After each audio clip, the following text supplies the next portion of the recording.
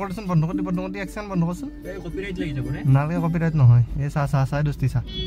এই মোবাইলটো চাচোন খুব কামৰূপ আছো বৰ্তমান নেহেৰু ষ্টেডিয়ামৰ ওচৰত এখন নেহেৰু ষ্টেডিয়াম গাড়ী থৈ গৈছিলো ইয়াতে মুভি চাব মুভি চাই আহিলো বাদ বাকি হাতত দেখিছে না কেৰি বেগ ফুল মাল লৈলো ফুল মাল একচুয়ালি ফুল মাল মানে ইয়াতে কাপোৰ আছে বেলেগ ফুল মাল নাই ডিগিটো খালি আছে না নাইবা ডিগি খালি আছে টেনশন লেনেগা নেকি আৰু অলপ ঠাণ্ডা আছে ঠাণ্ডা অলপ গুৱাহাটীটো আছে আৰু এখন লৰি থাকে ৰে মোৰ ওপৰত থৈ দিবচোন লৰি থাকে এখন কিবা এটা প্ৰব্লেম আছে মোৰ পাৰ্চেল ট্ৰেটো আৰু ইয়াত যে এনেকৈ ধৰি ফেলে মাৰে মই কালিহে দেখা পাইছোঁ বাছ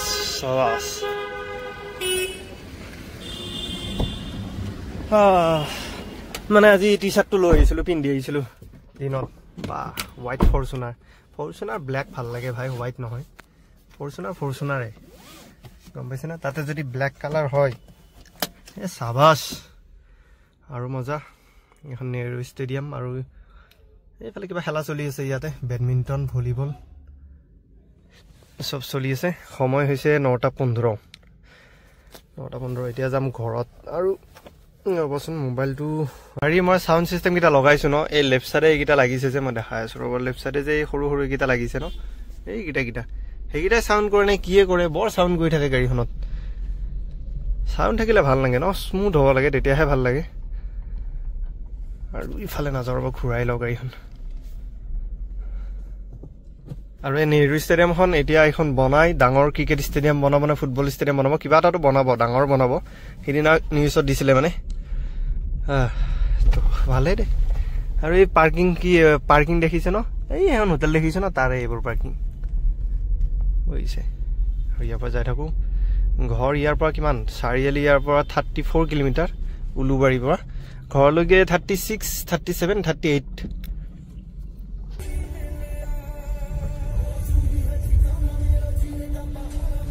ইয়াতে বনাই আছে ফ্লাইঅভাৰ এখন হ'ল দীঘলী পুখুৰী গুৱাহাটী ক্লাবৰ ফালৰ পৰা আহি দীঘলী পুখুৰী নাপাওঁতে পায় দীঘলী পুখুৰীলৈকে যাব ফ্লাইঅভাৰটো আৰু ইয়াৰ ছাইডৰ গছবোৰ ন কিছু অংশ কাটা গৈছে কিছু আছে বাৰু অলপ চলপ কাটা গৈছে আৰু গৈছে দিয়ক মোটামুটি ডাঙৰবোৰ ইয়াৰে ছাইডতো আছিল বহুত ডাঙৰ গছ এইবোৰো গৈছে আৰু এইখিনি বহুত পুৰণা ঠাই আছিলে আৰু এই ঠাইখিনিও এতিয়া মানে ফ্লাইঅভাৰ বনোৱাৰ পৰা কিবা বেলেগহে লগা হ'ব আৰু বনাই কিন্তু আছে দীঘল ফ্লাইঅভাৰ হ'ব এখন পুৰা একদম আপ টু নুনমাটিৰ পৰা হেৰিলৈকে যাব দিয়ক নুনমাটিৰ পৰা ইয়ালৈকে আহিব দীঘলী পুখুৰীৰ ওচৰলৈকে আহিব আৰু ইয়াতো আছিল ডাঙৰ গছ ইয়াৰ পৰা গলিনি ক'ৰবাত সংৰক্ষিত কৰা বুলি কৈছে গছ ইয়াৰে গছটো নাই ন বৰ্তমান সংৰক্ষিত য'তে নকৰক বাৰু এইটো মেটাৰ নকৰে কিন্তু গছকেইডালটো ইয়াৰ নাই ন এইখন বনাইছে যে এই গছকেইডাল নাযাব নেকি এইকেইডালতো যাব এইবোৰ দেখিছে নে ওখ এইবোৰ আছে যে পিলাৰ এই পিলাৰৰ ওপৰেদি ফ্লাইঅভাৰখনতো বহুত দূৰলৈকে যাব তো ইয়াৰ গছবোৰো নাথাকিব দে যাব ইয়াতেতো জুবিন দাই প্ৰতিবাদ কৰিছিল গছ কাটিব মানা কৰিছিল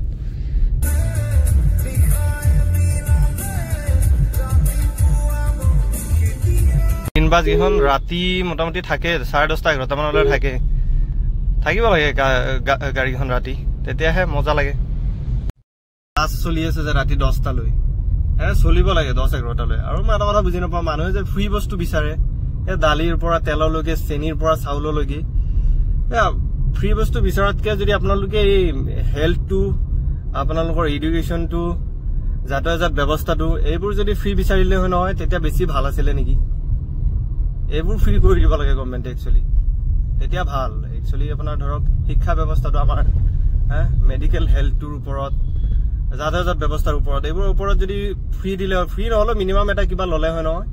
তেতিয়া ভাল আছিলে শিক্ষাটো আমাৰ কোনফালে গৈ আছে ভগৱানে জানে ভাই মন্ত্ৰীবিলাকৰে ডাঙৰ স্কুল গৈ প্ৰাইভেট এটা আৰু কি চৰকাৰী স্কুলৰ মাথা মাৰিব হে বাছ ইমানতে ষ্টপ বেছি ক'ব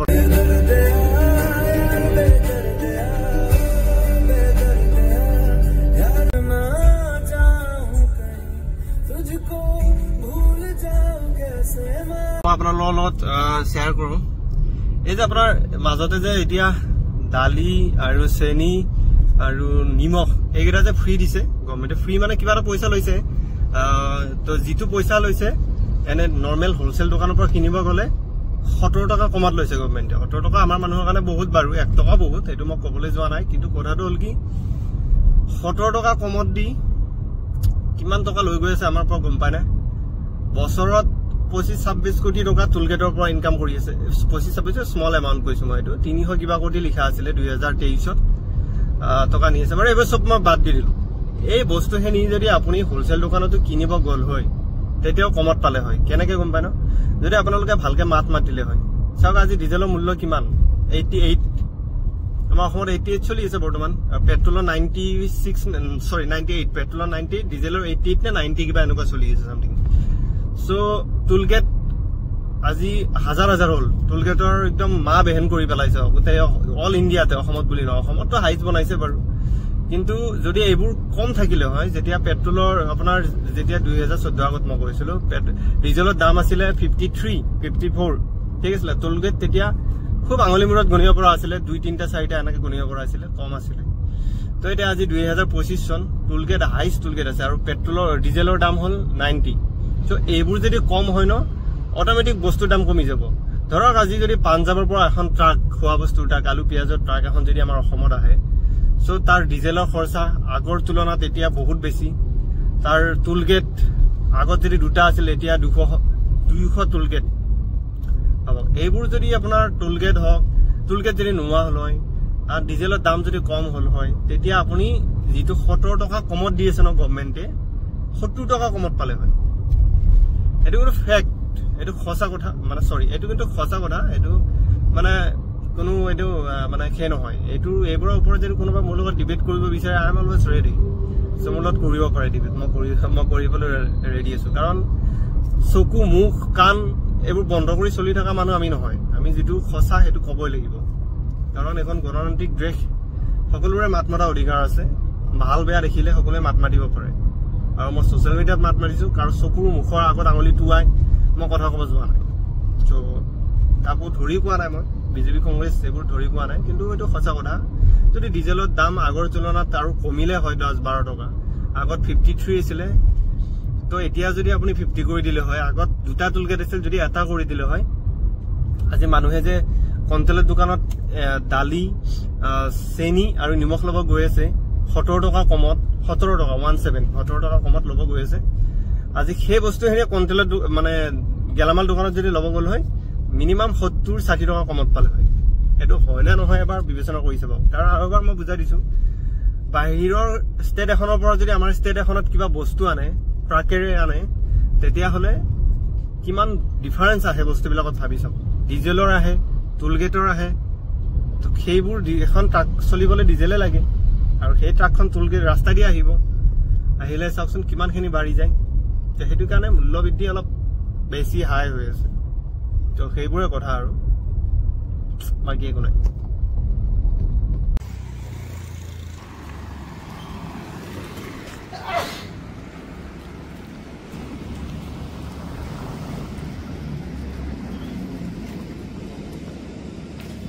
9577361330 এইটো সেম নাম্বার দিয়া আছে এখন নাম্বার নাই কি আমন তো এখন ফুটাটা এড্রেস দিয়া না নাম্বারও দিয়া না একো দিয়া নাই দি এড্রেস দিছি ফোন নাম্বার দিয়া নাই না হ'ব দিয়া হ'ব আৰু বল যা চলি হাত 10:30 বাজিল আৰু স্পৰ্টছৰ খানৰ বস্তু আনছো কিন্তু লগা কৰলো নেকি গাড়ী মই খুল যা চলো ভাত পানী খালো ইয়াতে আহি অলপ ভাত পানী খাই এতিয়া মই যাম আমি ঘৰত আৰু সময় অনুযায়ী 10:30 বাজিলে ঘড়ীটো মৰি আছে নেকি ভাই চাও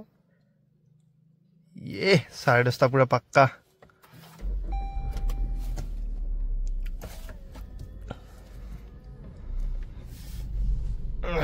সৰ্দি লাগিলে ঠাণ্ডা দিন গিটাত ন বেমাৰ আজাৰ থাকেই ৰে মই ৰাতিপুৱা ঠাণ্ডা পানী ঢালো মাথাটো একদম টিং টিং থাকে গোটেই দিনটোৰ কাৰণে ভাই আৰু এখন পূব কামৰূপ কলেজ আৰু এখন গেট খুলি দিওঁ আৰু এখন পূব কামৰূপ কলেজ চাব ইয়াৰ পৰা জুম কৰি আছোঁ এখন